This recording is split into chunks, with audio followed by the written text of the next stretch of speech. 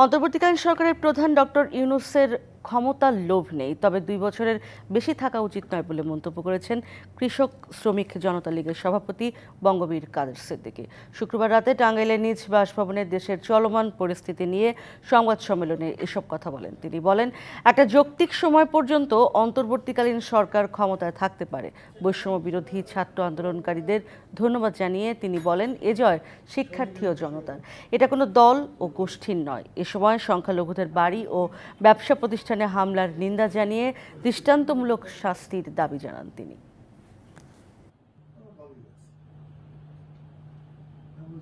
যদি আরো তরুণ হয়ে যান অধ্যাপক ইউনূস, তারপরে ওনাকে বেশি সময় দেওয়া ঠিক হবে। আমার বিশ্বাস একটা রিজনেবল টাইম পর্যন্ত উনি থাকবেন। তো তার সরকার গঠন করেছেন, আমি আশা করি মানুষের আশা আকাঙ্ক্ষা তিনি পূরণ করতে পারবেন।